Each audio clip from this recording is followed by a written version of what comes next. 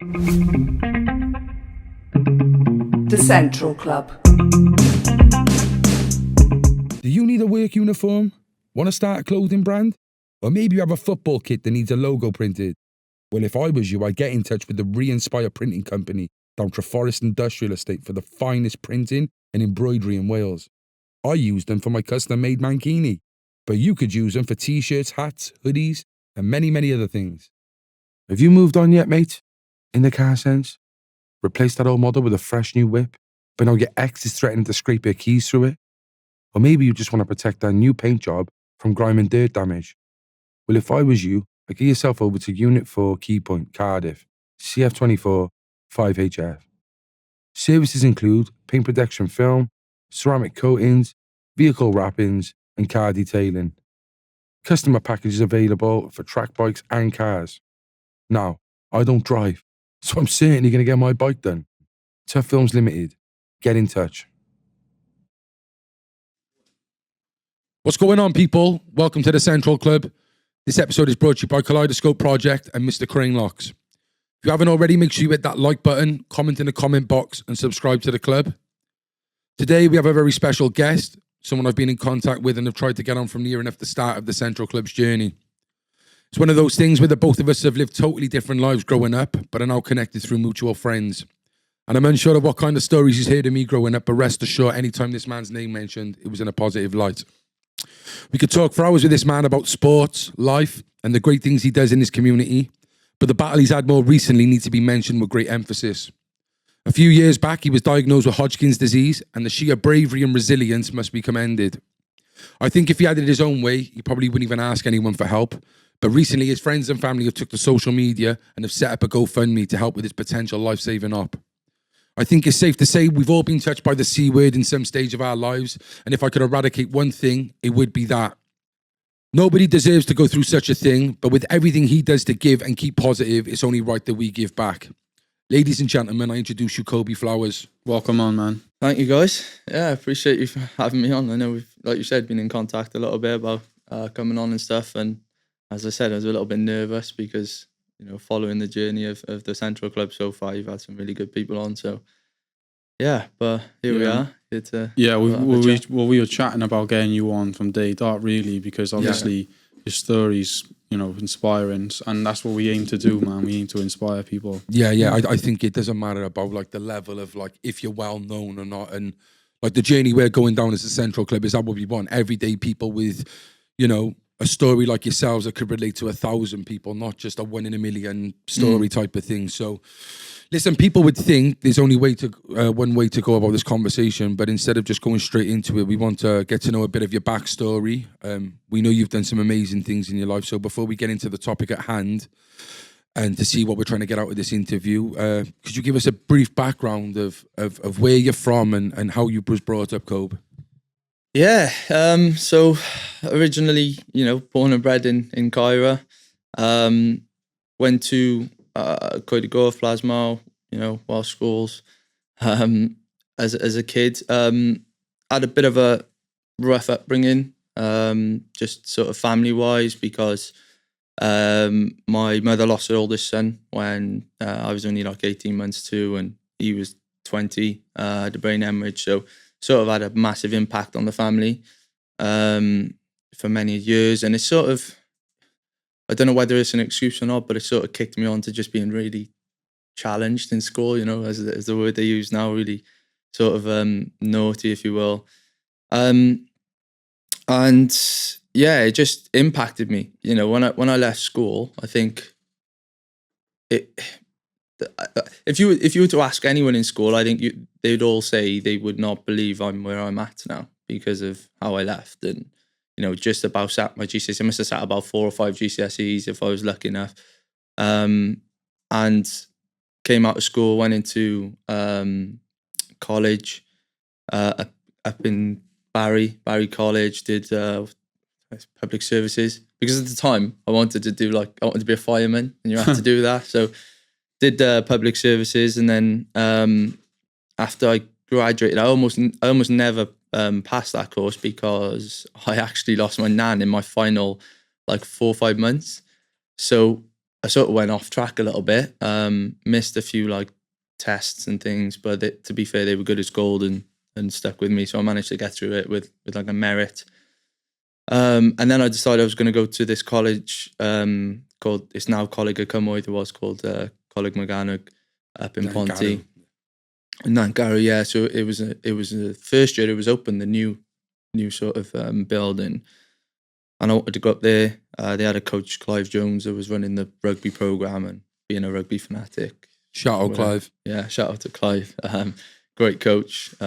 You know, in terms of old school, definitely really knew how to get into your head and make you challenge yourself. So I went there then for a year, but because I joined a year later, all the boys, I was in the same year as like Jared Evans and Harry Millard and so on. So whereas my mates, Spriggsy, Jack, they were a year above. So, and I could only play because I was like a year older. I could only play for that year. So we had a really good year, good experience. And then I dropped out then after that year. I just sort of lost my mojo with it and decided I was going to go into working. So I ended up going into working for Morrison's in Newport Road. Was a part of that store opening. A few opening buildings. Like. Were you playing like in your time in your years in school then? Were you playing rugby then? Because you were saying you were a naughty kid and that. I was. Were you going to rugby training and turning up to the games? Yeah, so I was good as gold in rugby. Yeah. It was something that was sort of, you know, drilled into me as a kid. My dad's a massive, massive rugby fan. You know, I just happened to be pretty good at it. So it was always something that kept me on the path. But there were certain teachers in that school which knew that and used that. So when I was naughty, they would use that against me. Don't they? Yeah. Which I guess, you know, as a teacher, you probably got to try everything. But that didn't quite work. So, but I was never naughty with rugby as sport. It just kept me focused. So I did do that. Played Cardiff schools under 11s. Played Cardiff schools under 15s for Iestyn. What position was you? A winger, predominantly. Play anywhere across the back three. Play anywhere in the back three. Probably other than 9 or 10. It's very different positions, but predominantly on the wing just because of my speed, you know, really. And with Plasmal, we were sort of like a 3-man team sometimes. I think it was me, Owen and Scott, sort of the main people. And then I think we got better in our final year, really. Sixth form, sort of year 11, sixth form, we started to gel as a team. Better late than never, like. But we started to gel. So I went on to under 16s Blues. And I swear, I think I seen you in East Wales kit on Instagram. Yeah, East Wales. That was under 11. So again, went from Cardiff schools, very young. East Wales, where I always claim, you know, like that was when I would play against Josh Adams. He actually played back row at the time. And then by the time I got to under 16s for the Blues, he was under 16 Scarlets on the wing. So that was like a good experience you can sort of talk about. But I made a decision. I did make a decision. I didn't ever know, right? But when I was Blues in the 16s, I was starting with the Blues and there was a lot of really good players in there. But I booked a holiday with my cousin to go to Bulgaria for 2 weeks. And in that time, I missed the Ospreys game and the Scarlets game. And when I came back, I could never get back into the team. They were fuming with me because I went away. Wow. So which team was this? Blues in the 16s. Really? They're quite bad, aren't they? Like, quite clicky. I find. But you don't know that as a kid. Like, you think, well, what have I done wrong? You know, I've just gone away. Don't get me wrong. My dad was fuming with me because I was going away. And I was like, well, I'm going on holiday. It's been booked, like, you know, is going with my family. And I just could never get back into the team. They punished me on the bench. So, and from that team, you then, you know, you go on to selections, you go on to 18s, a development. They do like a development team, then you go to 18s. If you're good enough, you'll get into the 18s and so on. If you're really good, you'll get a chance to go to the academy. And I just didn't ever get into the 18s because after that, I couldn't get back in the team. And I really struggled with that. So I just stuck to club rugby. I was at St. Peter's, went there from the age of 9, and we had a hell of a team. Like I said, it was like 14, 15 of our boys in probably the Blues and in Cardiff schools. So that was part of the reason why I wanted to go to Coleg Cymru for that 1 year to try and put myself back on the map. And again, I just didn't really manage to do it. I had some really good games with them, but I was trying to catch up to their level of playing because they'd had a year on top. Some of them were going into the 18s and stuff. And I just decided to concentrate on club then. So by that time I got to 17, I was at youth. I'd gone to Bather. I was asked to go to Bather. Championship team, they were struggling in the championship when I joined, and they were like literally getting relegated. And me and Jack Huntley went up there and had a really good impact from the first game we went up there. I think we only played 4 games of that season, and they could have stayed up, and they come to the last game of the season and we drew 21-all with someone. I can't think, it might have been Bargoed or something, and ended up going down. But then that next season of us, when we went to Div 1 to go back up, was my best season, I think, at Bather. I was pretty much on fire there. Yeah, really enjoyed it. Great experience. Met some headers up there, but no, it was good. Did you at that time when you were 16, 17, did you have dreams of going for? Because you say you went to club then, but what was really going through your head? Were you like, yeah, well, and I see it now, like, and I'll sort of speak on it a little bit in terms of why I coach and why I do it. Is I just wanted to be pro. You're in love with something, whether it's football, hockey, cricket, whatever. If that's your goal, you really enjoy something, you want to go. You want to make a living out of it. You want to be amongst the best group and the best level. And that's what I wanted to do. I wanted to be the best. I knew I was capable of doing it. And, you know, it's difficult to say now, and you could argue, some people might say maybe it was work-ons to be done, or you weren't quite good enough at the time. You know, maybe so, fair enough. For me, it was clicky. You know, it was from where you're from. What you were saying earlier about Josh Adams and Jack, what's his name? Yeah, Jack Huntley. So, you know, this is probably an untold story. Both would probably some would disagree, some would agree.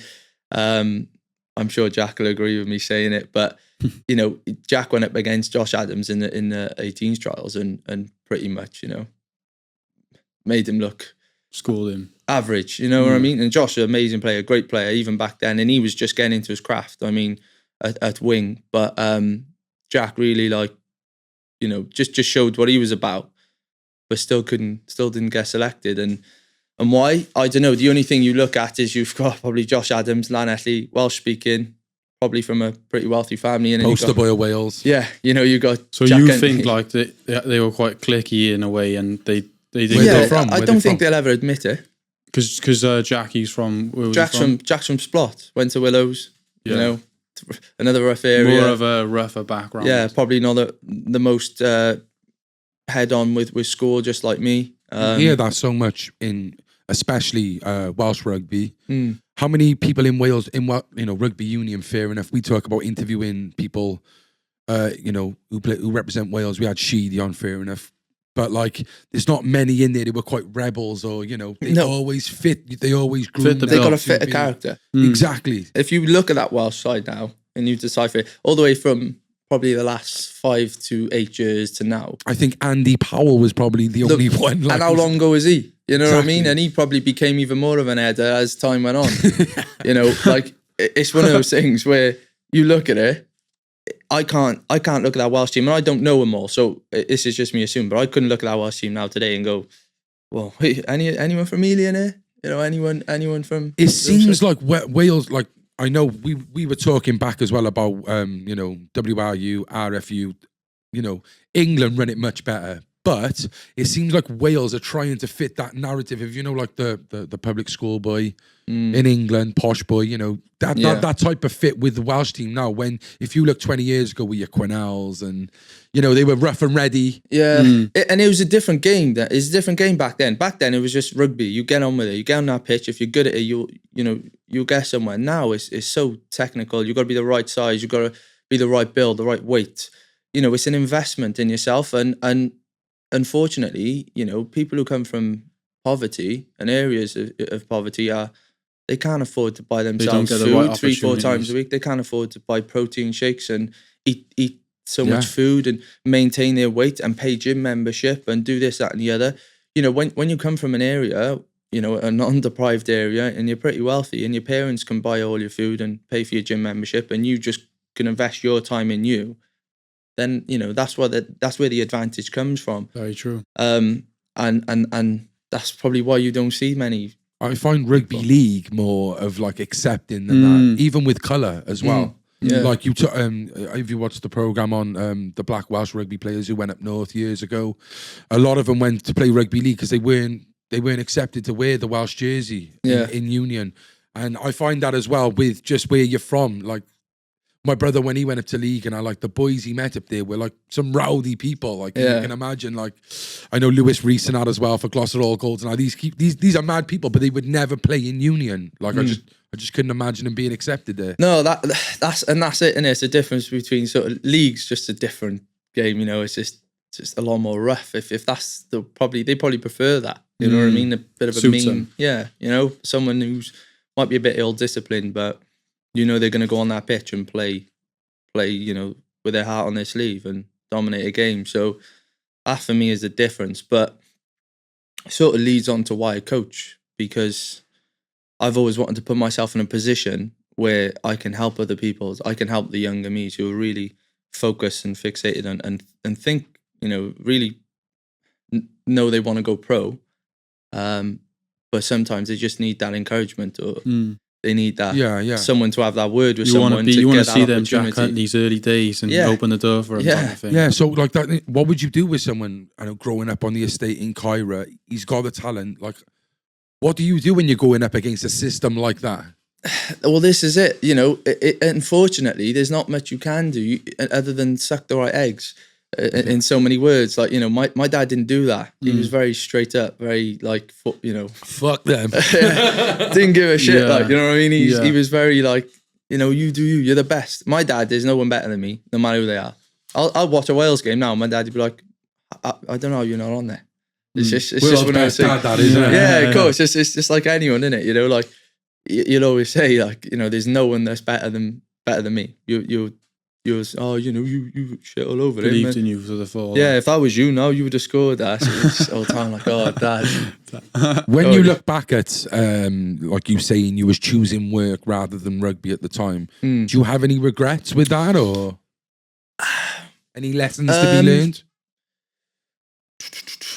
I don't know if it's a regret, because I guess I could have put all the all the eggs in one basket, and I could have gone for rugby, full on, and I may have made it, I may not. I may have only got just sustained at a Premiership level, which is, it's not the pro level. So I may have made it, but then I still lived in a, deprived area. I still come from that rough background, and the opportunity of me actually making it was probably very slim, whether I was good or not, or whether I really went for 100% or didn't, So I decided to make a decision I was driving, bills were starting to come, had a taste of work. So that was like, I have to work. And I always, like I said earlier, every job I had, I always put in my contract, I can't do Saturdays. I play rugby, semi-pro rugby, I can't do Saturdays, and most of them were fine with it. Well, they were fine with it, because if they weren't, I wouldn't take the job. Always maintained 2 jobs from 16. Whether it was Cooper's and Morrison's, which I do. Ridiculous that was. Like literally I would do up at 3, into work for 4, work till, I'd be able to go at 12 if I didn't have my hour lunch, which I would do, go home, sleep for like 3-4 hours, into Cooper's for 5, on the bar shift till 11:30, hour and a half, 2 hours sleep, up for 3. Don't know how I done it. I couldn't I know. Couldn't tell you how I done it. Well, you said growing up through school, obviously with the loss of a family member, it seems like that sort of rough background and hardship made you more resilient and more of a hard-working character. I'm the type of person, right? I hate being told I can't do something. I hate someone saying to me, "You're not going to do this, or you can't do this," because that just drives me. So when I was in school, I was told I wasn't going to be nothing because of how naughty I was. So that, and when I got to I'm not going to lie, when I got to year 10, 11, I did change anyway in school. I started to switch on a bit, probably a little bit too late. But, I always hated that, someone telling me I can't do something. So that's what drove me to be to probably be the person I am. Prove people wrong. And the same happened in work, like never be a manager.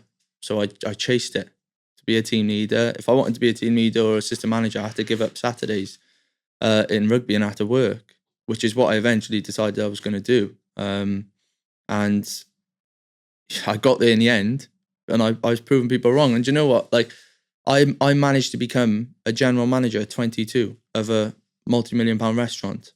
And I didn't think I was going to get to that position until I was probably late 20s, until I was around now. Fair play, man. And it's like, I remember sitting, I went for a job, right? So this is another weird story. I was in Harvester. I was working in Harvester in Schooner in Penarth, and I'd spoken to the regional manager about becoming assistant manager. Being there, I'd carried the place in certain spells because they had an issue with the general managers and so on. Something happened. And the team leader and the other assistant were carrying the place for a little while until the new GM came in. Anyway, showed my loyalty to him. Come to the time, I was like, I want to be assistant. So he was like, yeah, no problems. We'll give you assistant. Give it a couple more weeks. Always chasing the carrot. Give it a couple more weeks. I was like, yeah. Got to like 4 weeks, right? And I was just like, I walked in one day. I was like, I just don't want to be here. And I remember like, I just went through a stage of like depression. I was just like, I just hate this job. I don't want to be here. I don't want to be assistant. And I remember on my work phone, which I used to have clipped to me all the time, I went outside when I phoned my GP. I was like, I don't know what's wrong with me. I was crying on the phone outside in work, like tears coming down my face. I was like, I don't know what's wrong with me, but I don't want to be in work. Like, I don't want to be here. So they signed me off at the time. So I took time. I was really nervous as well about giving it to my sort of general manager at the time, what have you. Anyway, I said to him, I don't want to be assistant. They offered it to me. I said, no, I don't want it. I was like, I need a new job. But at the time working there, a guy called Richard, who run the GM of the captain's wife, used to come in for food and he used to watch me work. And he approached me about going to work for him. And I was like, oh yeah, he says you do a conversation. Yeah, like maybe, see what happens. He was like, I would have you as my assistant, blah, blah, blah. So I was like, okay. Ended up leaving Havser and going to work on site. Complete random thing. Yeah, that's went a bit with of my a switch, cousins. isn't it? My cousin's a machine driver, and he was like, just come with me and gave him me. It was like going to Gloucester, working in Gloucester. It was like £12. It was like £500 a week. Really good money. Like It's different money, innit? different, but you're But the working. graft is hard, yeah. Grafting it, yeah, it was hard. So I ended up going up to Gloucester, right? Up at 5 a.m. Honest to God, we wouldn't get home till 6, 7 in the night. Like, that's how long the journey was. It was challenging. Got up there. So the site of the whole thing, Steve Bell, was the manager of coach of Cindersford.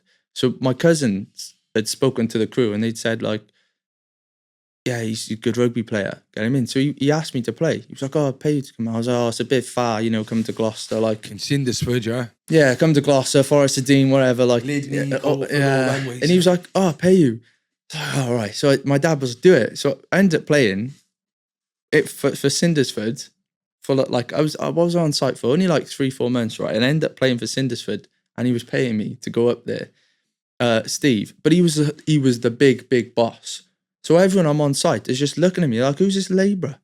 So Steve's come around and now he's the type boss. So when he walks on site, everyone's like, fuck it, get in your machines. You look busy, brush the floor, whatever. You just have to look busy.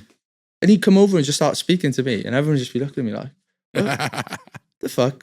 What's going on? And he'd just pull out money and just, here's the winner because I'd played on the weekend. There's some Monday mornings. People are looking at me like, what the fuck's going on? Like, and all my crew ended up getting moved on and sacked, but he kept me on site. And I was just a labourer. That's what sports does. I was just brushing the floor, sweeping up, tidying up, like, whatever, cutting things, carrying stuff. He ended up keeping me because I was playing. Yeah. My cousin got shipped on, so I had to get like my own van. The one who got you the job in the first place. They all got shipped to a different mad, site. isn't it? Like, it was nuts. It was honestly mad. But what I ended up, I went in one day, right? I had a curry, yeah? I had the jerk guy in Ely. I don't know if you know him. Shout out, Colin. Yeah, I ended up having some of his food, right? And I'm not a big fan of spicy food. Hot, innit? And I went to work the next day. It was a Friday. I was like, oh, bad stomach. I would travel 2 hours here. It was in the morning. I was like, my stomach's killing me.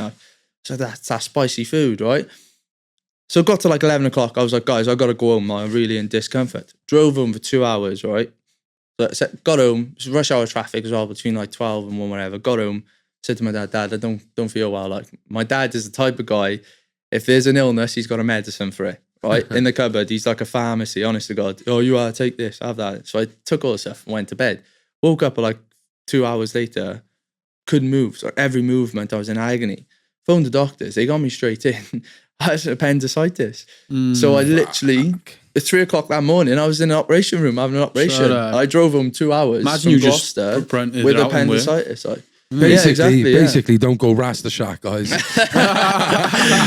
well, if there's any issues, then I'll discover them. Like, but that's what I thought it was. But yeah, it was a mad story, and I literally had I had my operation. Right, I was in over the weekend, and as I was in over the weekend, because I was self-employed, I was panicking. I was thinking, my bills, like, what am I going to do? I can't work. I'm going to be out of work for 4 or 5 weeks now. They've told me can't do any lifting, this and the other. I was like, I need a job. So I remember back to when Richard said to me about the job. So I messaged him, said, is it still available? He said, yeah. I applied whilst I was in hospital bed after my operation.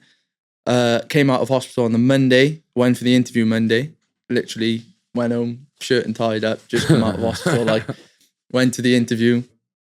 After the interview, then I said to him, I was like, yeah, I just come out of hospital, Bali Bar. Probably trying to plant the seed anyway, but turned out I got a job.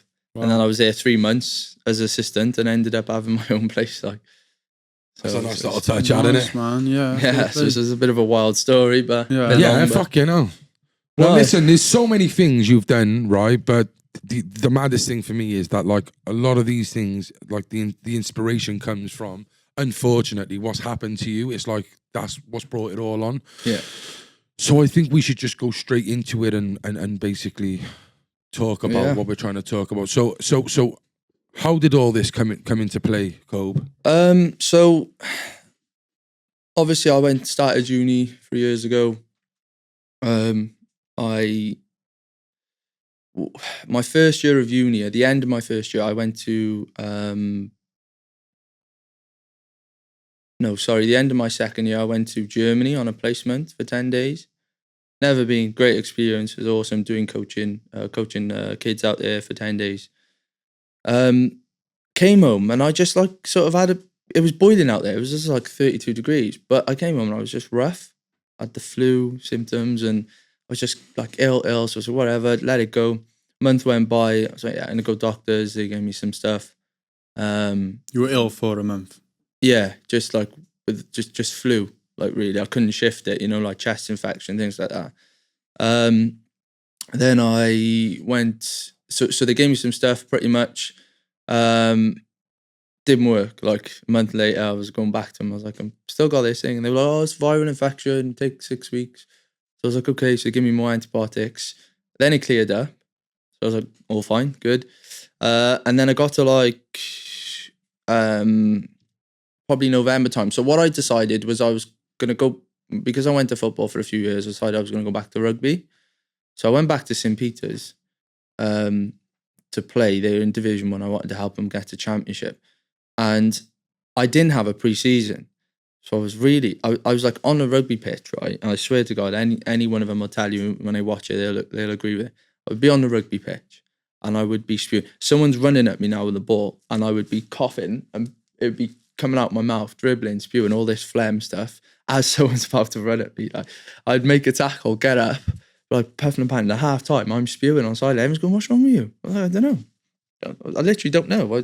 I pre-season. I was like, I didn't have a pre-season. I just didn't fit. So you never put it down to anything. And it's not like you were a smoker or a drinker. No, or exactly. Like didn't smoke, didn't drink, didn't do drugs. And I was like, I don't know.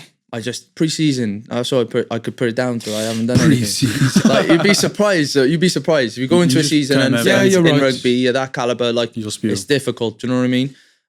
So that's what I put it down to. But I was still playing well. I was still doing good. So like I was scoring tries and like playing just good rugby, and I was enjoying it. But I was really struggling. So I got to like Christmas time. And I just got worse. I had a chest infection I couldn't get rid of. Went back to the doctor. They were like, oh, it's a virus. Pain? You getting pains with this? Not at that moment. It was just suffering with shortness of breath and just coughing. Whenever I'd get into a bit of a run and start puffing, it was just, that's when my chest would kick in and I'd struggle. So it was the case then. Then they were questioning asthma. They were like, you're asthmatic. We think you're asthmatic. So I was doing all these different tests. And in the new year, I just said to him, I was like, guys, I remember being up in Ynys Ball up in the sticks, freezing cold, middle of December, absolute freezing, like just spewing because of the cold on my chest. I was just so ill. I still managed to score 2 tries. I was like, Gotta get that in. Yeah, gotta get that in there. I was on fire. But after that was my last game. I got to like New Year. I was like, guys, I'm gonna have to retire. Like, I'm gonna have to hang my. Did you ever have people in there like, listen, mate, you gotta get this fucking scene too? Like, light-hearted conversation, which now... I was seeing a physio die. So I was having a problem with my shoulder, just randomly pain in my shoulder. So I never really suffered with any injuries like that. And he was like, what? He was like, Cobi, you need to go back to your doctors and tell them there's something wrong. Like, this is not normal. Shouldn't be going through this thing. And to be fair to him, he was always pushing it, and I was then pushing it. So I went back to the GP. Well, of course, when I decided I was going to like retire in the January, by February, end of Feb, I think coronavirus hit. So I was then worried because all these symptoms that were coming out about it were exactly what I've experienced: shortness of breath, flu-like symptoms, all the rest of it. So I phoned my GP. I was like, how am I meant to differentiate between this coronavirus and what I've been suffering for the last 3-4 months? He's like, it's a good question. I don't know. He said, but you know your body. So I'll prescribe you with antibiotics and steroids. And if you feel you're going to be ill, you just start taking them. So I was like, okay. So I went and got them. Didn't ever take them. Like, I was fine. But I started from the February getting pains in my chest. It was like a deep, just pain pounding in my chest all the time. And I remember like going into my mum's and, Mum, there's pain in my chest I can't get rid of. And she was like, oh, you know, it was probably from rugby or whatever. Was that like an aching pain or a stabbing pain? It was like, yeah, it was like an ache, but it was like a throb at the same time.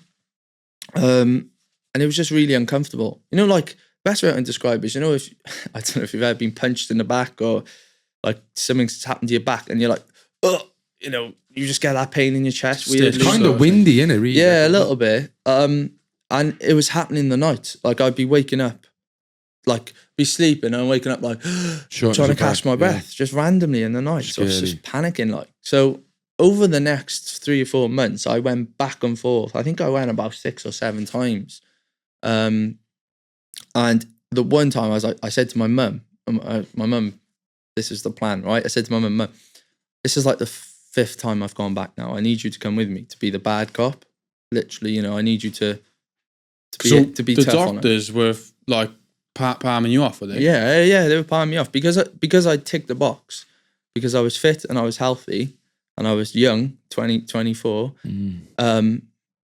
I just ticked the box. All the things. Now, every symptom I was having was bang in line with Hodgkins lymphoma. Now, Hodgkins lymphoma tends to come in 16 to 24-year-olds. That's the bracket. So I was in the criteria, but they just kept fobbing me off and saying it was asthma. So I said to my mum, come with me, need you to be the bad cop. So I sat in it and I'd seen, like, because of my doctors, and it's probably the same with yours, when you phone up, you get like an emergency doctor, right?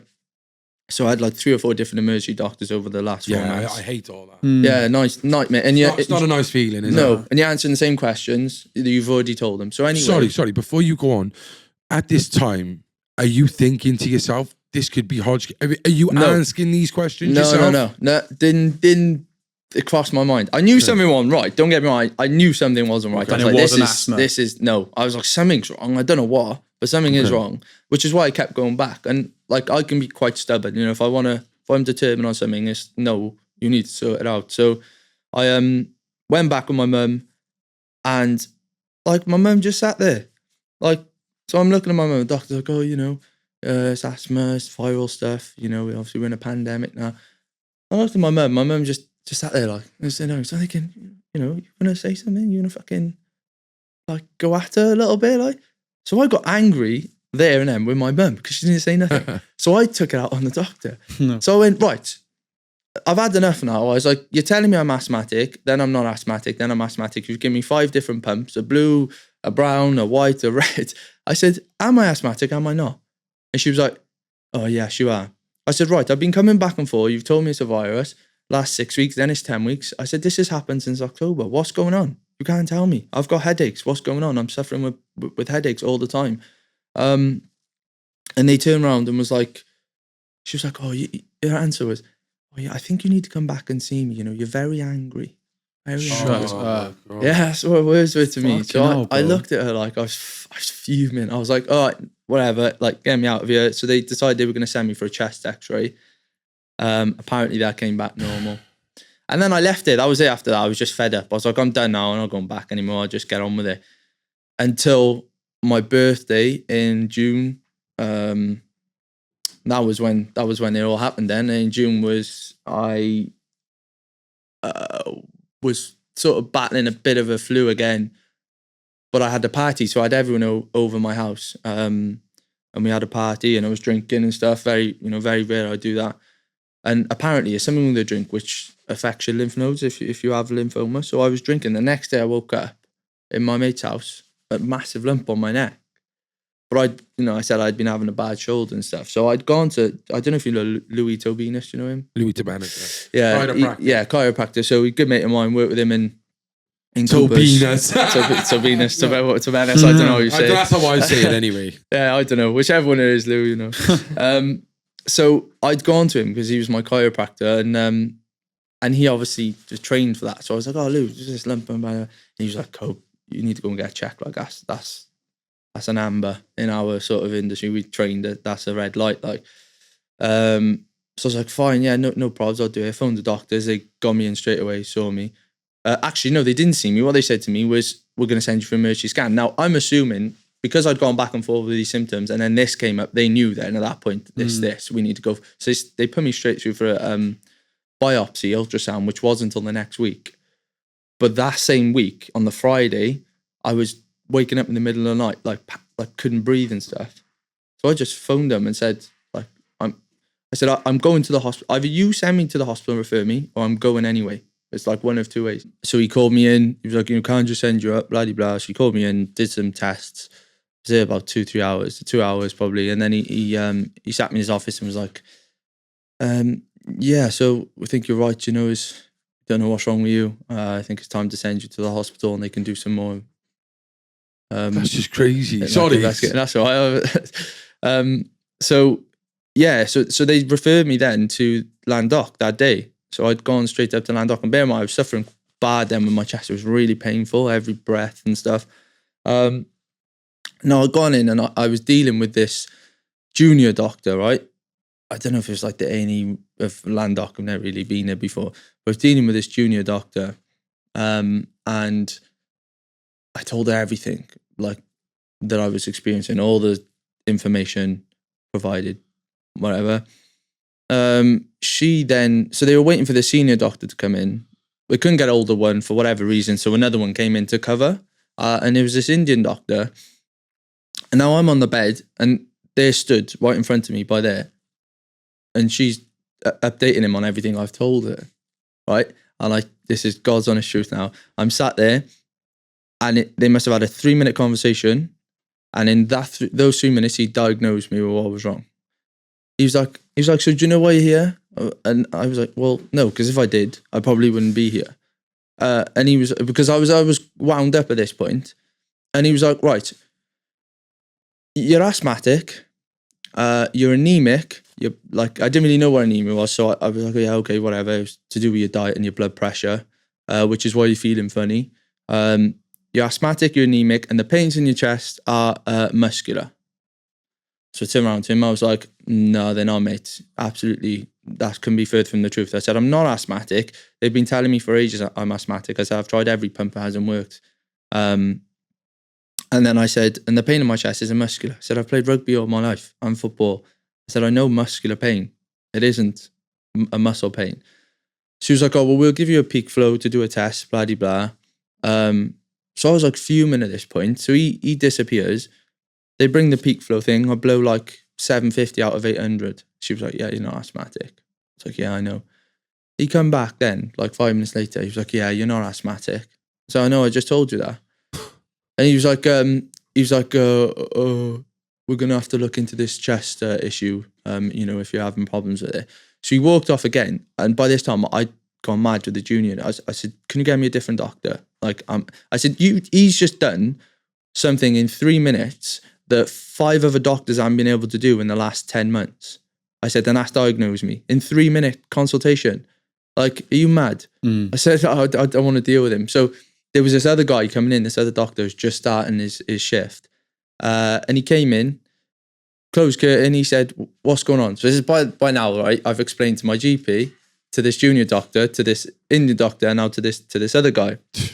It's this fourth story, same story I've told 4 times now. So I was like, all right, told him the story. And he turned around, he went, I said, to be honest, mate, I said, I've been going back and forth to my GP for like 10 months. I said, and they don't know what's going on with me. I said, I've been in here 6 hours and it seems like you don't know what's going on with me. And he turned around and he went, to be honest with you, we don't. I'm not going to lie to you, we haven't got a clue. He said, but we are going to find out. And I respected that because he was just straight up and honest. He was like, but we're going to find out. He said, so what I'm going to do is I'm going to send you for a CT scan of your chest. He said, I know you're having a biopsy.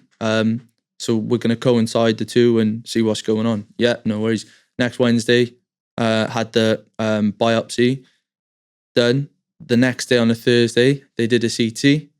On the Friday morning, they called me in. So a week after I was in the A&E or whatever it was, on the Friday morning, they called me in. And I'd gone in my mum, and it was a really weird experience. I just remember being in, this lady, Dr. Davis, who's the head of like respiratory. She was, so tell me what's been going on then. It's just really like, just calm, collected for like 10 minutes. Like I had a 10-minute conversation, and like, obviously this part of their plan, I guess, just calm me down or whatever. And they just went, no, do you want some water? I was like, no, I'm fine. They were like, we'll get some water. Like, okay, whatever. And then my mum now is, obviously my mum knew, but I didn't. So I'm just sat there clueless thinking, there must be something there. Your mother knew? My mother knew, like, yeah, she had an inkling what it was. She's obviously did a research or whatever and just sort of knew what it was. And then she just 10 minutes later, and then she goes, right, so we've had your results of your scan and they're not normal. I was like, right, okay, so what's going on? There's a very big mass in there, sitting right in front of your heart. And, we don't know what it is. I was like, so that was it then. My mum started crying and I sat on the bed and like, I didn't cry. Like I just sat there. I was like, okay, me being me. I was like, all right, so where are we at? What's the options? What are we saying there? Worst case scenario was cancer.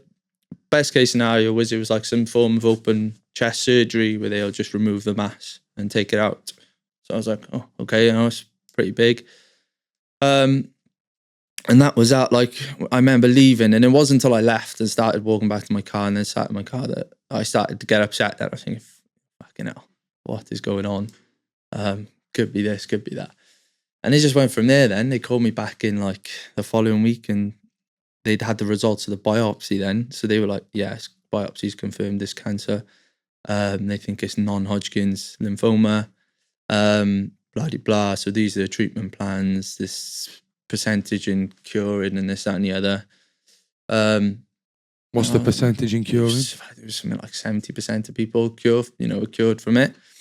And I was like, oh, right, okay, whatever. Like, just really took it difficult, and I found it difficult. Yeah, how did you? Yeah, what was it like when you was diagnosed?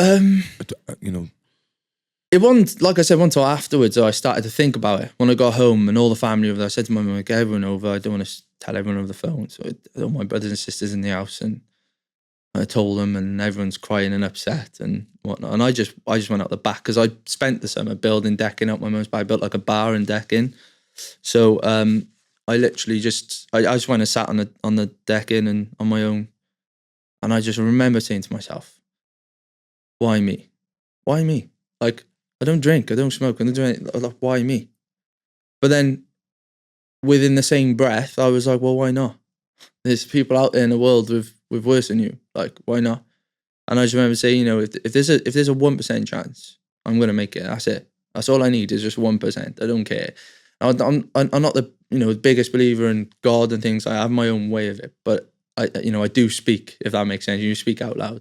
And I just remember, I was like, just need 1%. That's it. Chance, if there's a 1% chance I'm going to make it, I'm going to do it. I can promise that. So let's get down to business. I promised myself from that day, and I wouldn't cry, and I didn't. I've never cried about it since. And I was right at the beginning. But I think the biggest challenge for me was everyone else. around me. That's the biggest challenge for people. Like anyone who's suffering from any disease, but mainly cancer, the most difficult part will be the people around you, because they don't know how to act. They don't know what to say. They don't know how to like have a conversation with you. And I didn't care about me. I knew what I was going to do. I knew I was ready to go to war, but I still had to see everyone else crumble. I still had to see my mum upset. So I had to see my brothers upset. I still had to see everyone not know what to say. And it was a few stages, and then I had to tell all my friends, and they were all upset. And I got everyone over my house, all my friends, and there was about 30 of us, and they were all upset, crying. And I was like, friggin' hell. Which is the most difficult thing experiencing me, as I was coaching Kyra, head coach of Kyra youth, and telling them was the most challenging. So I had everyone coming over my house, my friends wise. I'd obviously told the coaches and whatnot. And we were in lockdown, so it wasn't meant to have people over, but I did, obviously. And I got all of them on a Zoom call. It's just like 20 boys now on a Zoom call. And I had to tell them, like, I sat there in my bedroom, and all my mates are downstairs out the back, and I was like, I need to get this out the way. I sat there and I was like, right, guys, bloody bad, small talk. And I was like, I got something to tell you. And they were like, yeah. And I was like, yeah, so look, I've, unfortunately been diagnosed with cancer. I've got a battle ahead, and I'm still going to continue doing what I'm doing. But, this and the other, I'm going to fight it to the best I can. But all I saw was boom, boom, boom, boom, boom. Just black screen, black screen, black screen. All the screens just went off. Wow. And all that was left was me and the 3 other coaches and a team manager. I was like trying to hold it together. That was the hardest part about the whole thing. The news, family, the hardest was telling them. And then just seeing all those screens go off, I was like, and then I had to go downstairs and then, tell all my friends and have a bit of a gathering with them. So that was the biggest sort of challenge at that time was them knowing and telling them. But do you know what? I still continued to coach all the way through. Like, didn't let it get to me. I was like, nah, still getting up, still going to coaching. I was devastated, right? Because I went for a job in Malta. It was a skills sevens coach, right, for the Malta national team. And Damien Neal, great guy, like I had an interview with him the Christmas before. So it's a build-up of a year now. Anyway, they get in contact with me for the interview. On the Friday, they were like, oh, we got an interview on a Monday. Well, on that Monday, I was starting chemo. And they didn't know. So I was like, shit. So I spent the weekend preparing for this thing, because they told me my treatment would be done in January. They're like, 6 months treatment, you'll be good. So I just put everything to January. So I thought, all right, well, I'm still in uni for another year. I won't finish till March. The job won't start till about then anyway. So I'm still going to go for it. So I went for chemo, came home feeling a bit weird, but I'd prepped over the weekend to the presentation. I had to do like this presentation on how I better schools and stuff. And I presented it to these two, to Damien Neal and these 2 other chaps. And they were like, at the end, they were like, oh, really good. One of our best, interviewers, excellent stuff, blah, blah, blah. They said, have you got any questions for me? I said, no, but I got something I did have, but I was like, I got something else to tell you. And they were like, nothing will shock us, mate. We've seen it all. And I was like, okay, yeah, no worries. But I was like, I've just been diagnosed with cancer. I said, Hodgkins lymphoma. And I said, I've just come back from chemo about 3 hours ago. And they were like, 3 hours ago. They were like, what? And then, I go, my courage and all that, blah, blah, blah. But of course, because of that, I didn't end up getting the job, because I would never have got insurance. Yeah. So I would have had to move out to Malta. So I was devastated with that. But I still keep in touch with them now. But I've always coached, all the way through. Like the days when I'd have chemo, and as time went on, and the more chemo I had, the more I deteriorated. And like you see that photo where I'm bald. And at the time, nobody noticed. Not even me. You don't notice because the people around you. But looking back, and you think, I actually look quite bad. Pictures, I looked like I was in Death's Garden at least. And I just remember, like, as time went on, the more treatment I had, the harder it was getting, and I was being sick. And I'd have treatment, come home at like 12 o'clock, be laying on my bed, like bowl in my hand. I've got a picture on my phone I have to send you. Me in a bowl, and I'm just like being sick, like all over the place. I was at like 3 in the afternoon, 5 in the afternoon, I'm down the field coaching.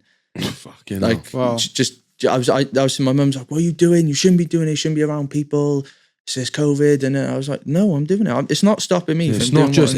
It's not just any old chemo. This is in the height of COVID. Yeah. We've never heard of such a worse of illness, and you're out there in the field. Yeah, but because I made it, I said to myself, and I'm gonna do what I'm always gonna do. It ain't stopping me, and that's where my motto, if you will, come from, is take it personally. Because what I did was took it personally. When that when all that came to me, and I found out, I was like, fucking thing, it's stopping me from doing what I want to do. You know what I mean, it's affecting my final year now of uni. It's affecting me from going on to be a coach in somewhere. It's affecting me. It's like I got angry about it. I was like, take it personally. Like, take it as a personal thing. It's trying to stop you from doing what you want to do. That's where I got that from. And that's why I always say that now in all my posts. So take it personally. Take the challenge personally, because that's what will get you up every day and get you continue doing what you want to do. And don't lie in bed and feel sorry for yourself, because it ain't going to get you anywhere. You need to get up. Yeah. Do what you would do normally. Because, do you know, the minute I got down that field, I would drive as well. I get down to July and I'd be like, they're like, do you want water? You know, good as gold, Charlie, Lee, amazing, like the boys. And I'd be white, like white. As soon as that whistle went and I was coaching, forgot about everything. I was fine. By the end of the session, I'd be white as rain. Yeah. Oh, fine. Like, as soon as I got into it. And at first, all the boys were like, is he all right? Because I obviously looked done well. But once you get into it, once I got into coaching, I was fine. And then I'd go home and sleep and be ill again for 2 days. It's so much to do with mindset. It's unbelievable, isn't it? Yeah, but I'd be a liar if I sat here and said I still didn't have challenges. There's still in days where I was like, I've had enough, lying in bed. Like, be times my mum used to have to come up and get me out of the bath. Like, I'd almost collapse, or I stood up and everything just spun. I'd almost hit the deck. And like, there's my mum having to dress me. And so what I did, right, is I always lived with my dad. And my mum wanted me to move in with her when I got ill. And I just felt really guilty because my mum already lost her son at that age, not far off that age. So I said to myself, well, I'm going to move in with her, because if anything happens to me, I've given her the opportunity to care for me for 6 months. You know what I mean? I've given her the chance to look after me and do whatever, make her feel better. So that's what I did. I moved in with my mum then. And yeah, to be fair, she was good as gold.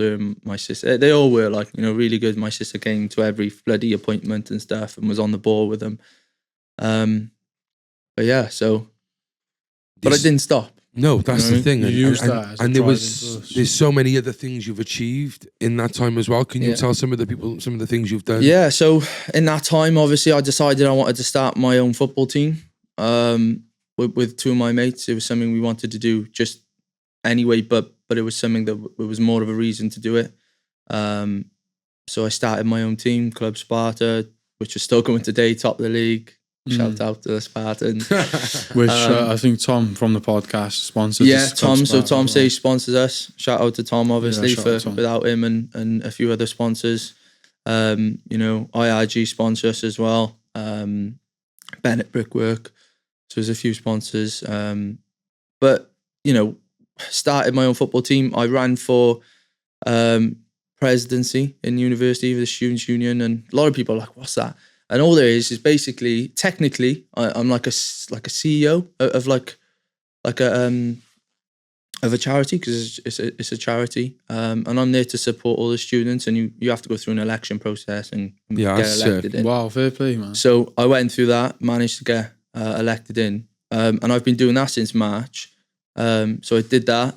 Obviously, then continued smashing my degree. After January, when I knew my treatment wasn't going to be over and I had to go another 6 months to a year, I was like, right, I'm getting my degree then. So I put my head down, was to be doing presentations, over Zoom or over Teams, with my group, like been playing rugby, smashing as well. on my workout. Did a Seen you play rugby by a project. Yeah, went back, still played rugby for Kyra. Looking good as well. Good playing shape, football week in, week out as well. So I just kept fit and everything. I was going against all my doctor's advice. So just stay at home, stay away from people. You don't want to get. I think that's what fucking What kills to people. do with COVID and that? Everything, bro. Yeah, just I was still playing football and still training and still meeting with people and still speaking to people and still being around groups Yeah. and still coaching. Are you even though I vaxxed? shouldn't have been. Are you vaxxed? Are you allowed So- to be vaxxed? Like, this is something... Yeah. I don't believe in it, to be honest with you. Vaccinations, I didn't want it. Very, very much against it. And when I was going in for the transplant, they said you need to get vaxxed because if you could catch this while you're going through the transplant, you're most vulnerable. You know, you could possibly be in a real sticky situation. Same with the normal flu as well. Really. Yeah, so I had to have it, pretty much. Yeah. So I was like, all right, I'll have it. But what the transplant does is apparently wipe everything in your body. So all my jabs as a kid, my flu jabs, Will go anyway. tetanus, all wiped. So why the fuck do you So need why'd to you have a need that? COVID jab? So I had the jab, and then it was wiped anyway from the high dose of chemo. Do you know that I had. what? It's Wow. fucking crazy. So I will not have them again. Yeah. I said, I'm not. You think I'm putting 4 jabs of that into my body? You're mad. What for? I've I had don't see COVID. I've had why. COVID twice. I'm fine. You've had COVID as I had well. COVID twice. I was Well, absolutely Well, fine. you right? had cancer as well. Yeah. Well, I had cancer and I was fine. And I went through. And do you know what? Back in November, I caught the flu, and I was ill. I was literally in bed for like 4 days. Couldn't move. Did you test for COVID? And Test for it was COVID. Negative. Negative. Yeah. No, did PCR. Wasn't There COVID. we are, people. Someone actually had the flu. Yeah. Yeah, so it's general flu, like, and Wow. that was it. But that hit me 10 Worse. times worse than Fucking COVID hell. did. So, Just- and I'm not saying COVID isn't a thing, and it don't affect people because it does. If you're Yeah. vulnerable and you have underlying issues you might not know about, it will affect you like anything. But Do you know when you had the flu, did you ever think I'm going to die? Sad as that. No. Did you ever think like, fuck, I might die? no, You- no, I don't care. You bro. just seem like, whatever you do, it seems like you do it to the So best of your resilient, ability. yeah. And it's like when it Yeah, comes but to it's- beating cancer, you're going to do that to I the just best don't of do your nothing ability. easy. Like that's not me. Do you know what I mean? Yeah. There's a quote. There's a quote by Denzel Washington, and it says, "Ease is the biggest threat to progression." It's Years. ease. Ease. like, Ease. Taking the easy option is the biggest threat Yeah, to progress. 100%. 1,000,000%. It's progression. funny actually what you just said then, Cole, about doctors' advice to stay home, and you said that's what kills them. Yeah. That's exactly it, bro. It's that mentality, innit? Mm. What is the problem you have now? What are we? Obviously, you set your sister and your friends and family have set up a GoFundMe. What is the situation right now? So the situation right now is I obviously had my transplant, right? And they put me on a treatment before a transplant, cleared everything up. And they were like, if you clear up, we'll use your cells because we can basically, I don't know, clean them, whatever they want to do. And we can use yours. If your cancer doesn't clear up, we'll have to use your brother's cells. So like, okay, fine. So they cleared it up, did the transplant, used my own.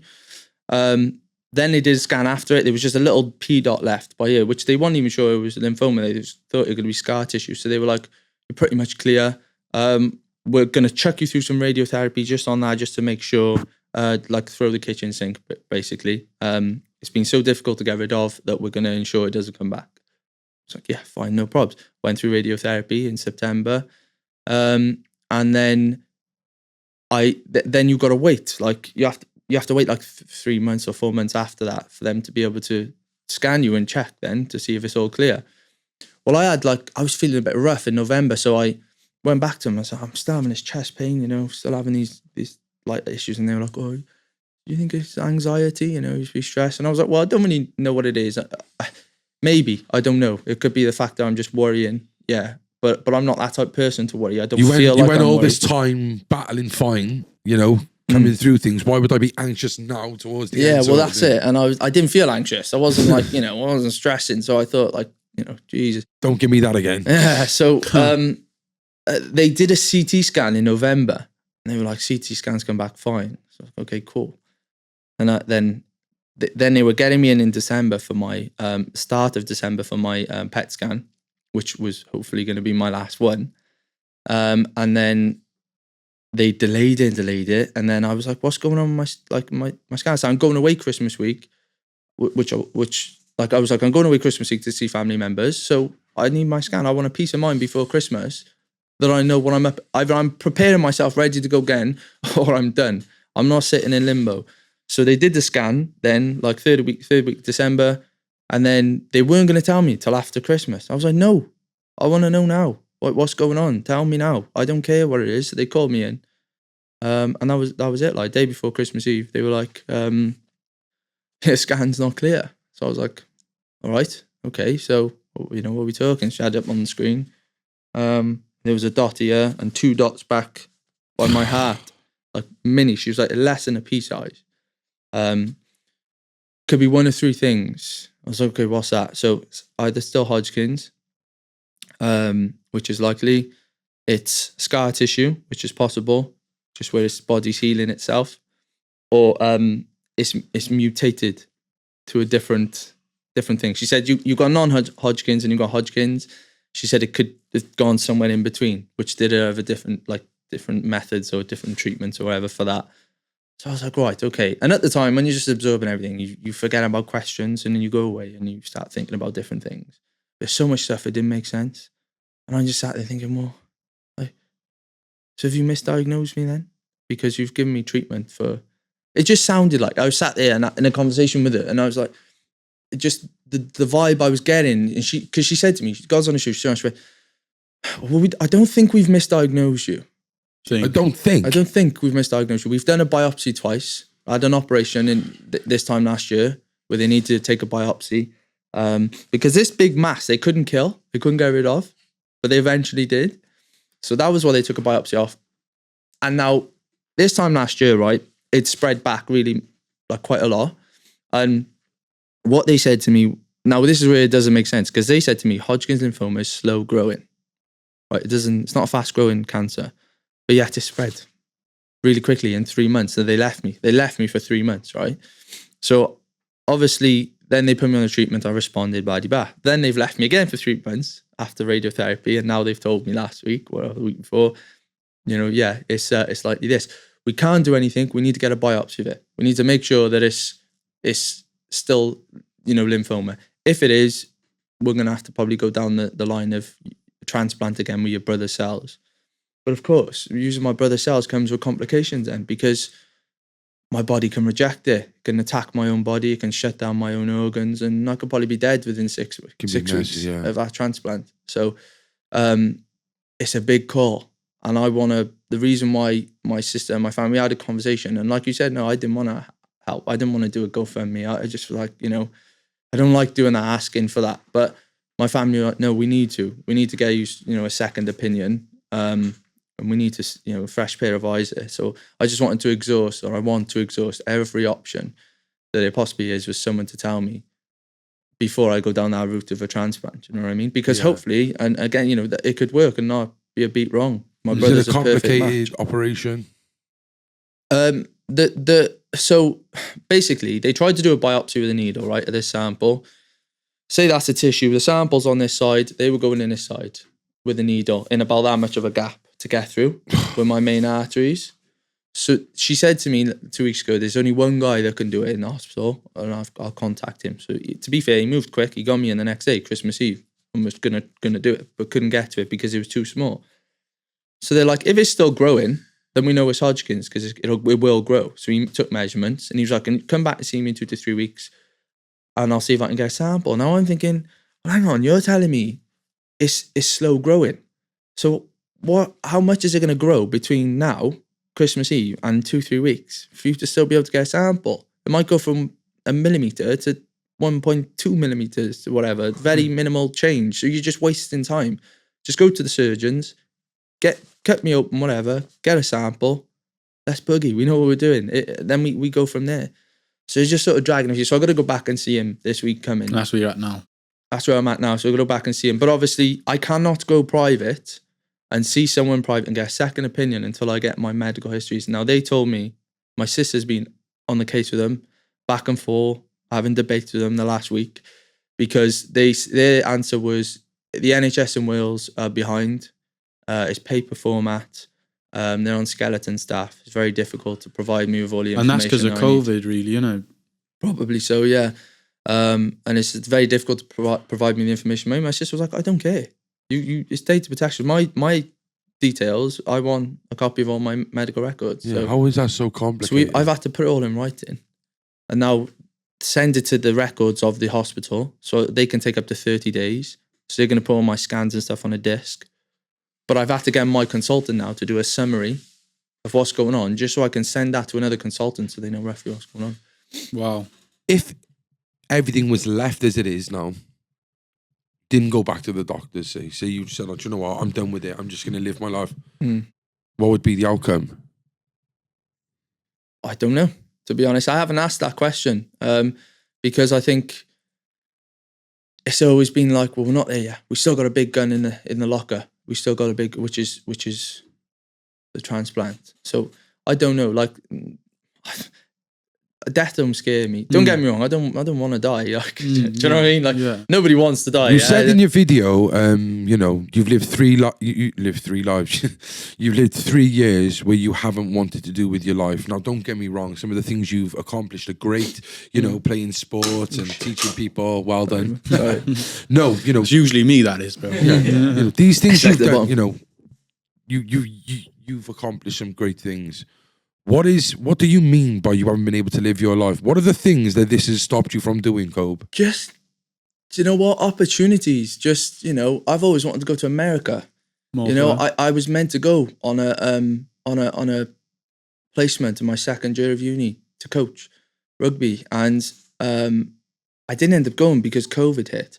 But luckily I didn't, because then later down the lines I was diagnosed, so that would have been an issue. But just loads of stuff, you know, like just opportunities to do what I want to do, explore stuff maybe that I haven't done. And I think the biggest thing for me at the moment, right, is just a family. I just want my own family life. You know, I had to store, you know, my thing, like so I've got to go through a lab if I want kids now. Really? Yeah, with my missus, because of the radiotherapy, is it? Now.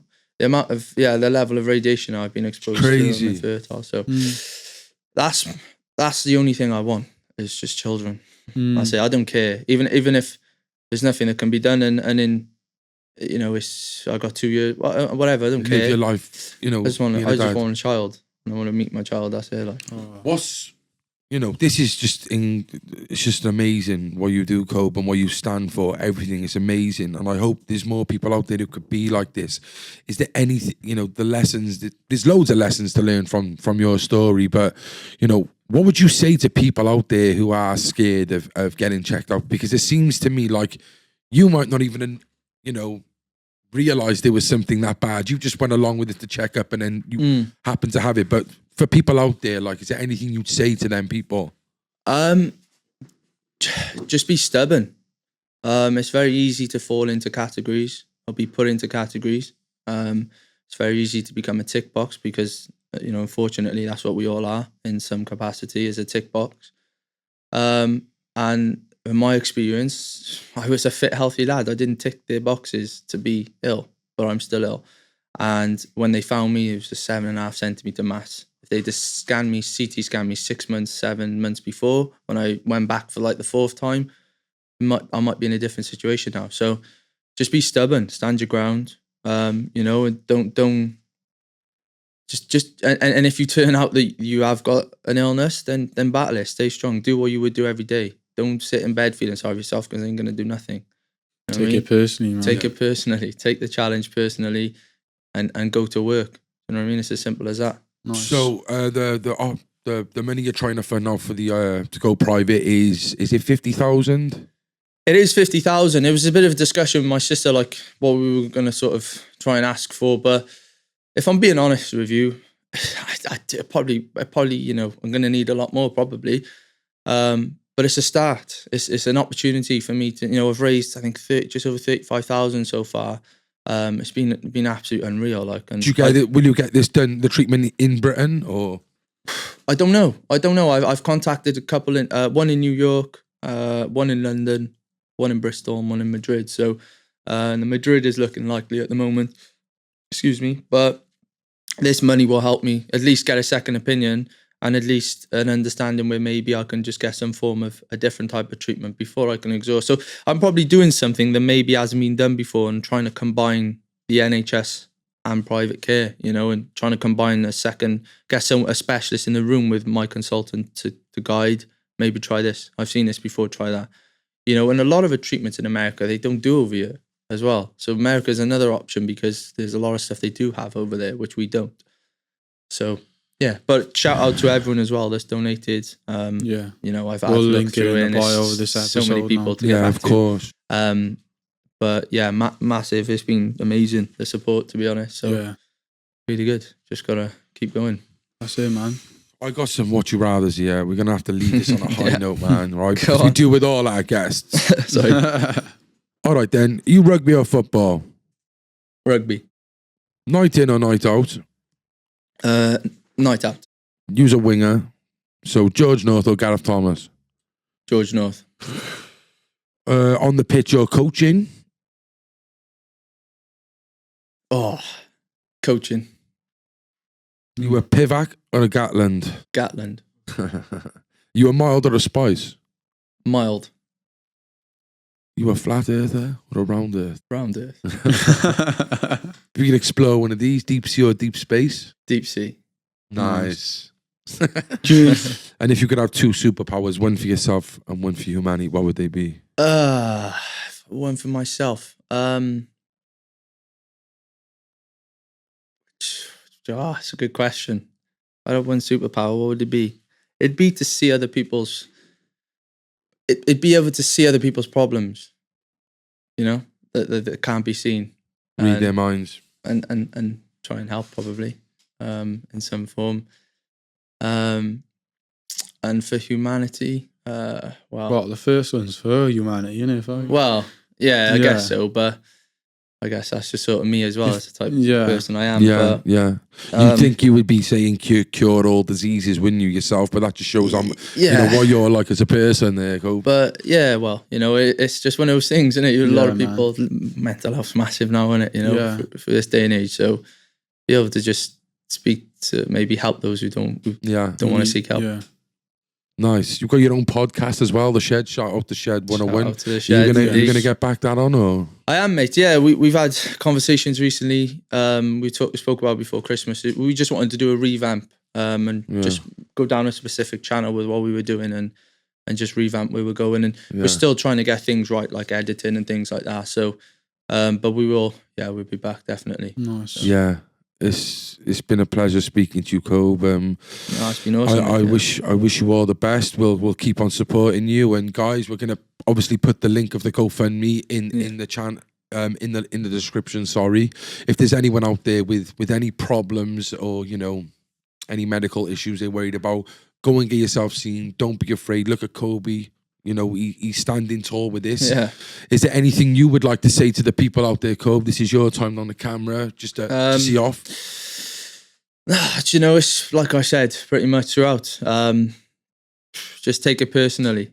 Take that challenge personally. In anything, in what you're doing, whether that's you're suffering from mental health, whether you're suffering from an illness, a disease, or just having a hard day. Don't take work too seriously because you can always get a job. You can always get money. You can't get your time back. You know what I mean? So, don't take work too seriously and take risks. That's what I would say. Beautiful, take risks. Man. Very beautiful. Thank you. Thank you, guys. Appreciate it. Thanks for having me on. Thank you, guys. Nice one, dude. Thank you guys for watching. I hope you enjoyed the episode. Like I said, go follow Cobi's journey on the Instagram Central. stay central. The Central Club.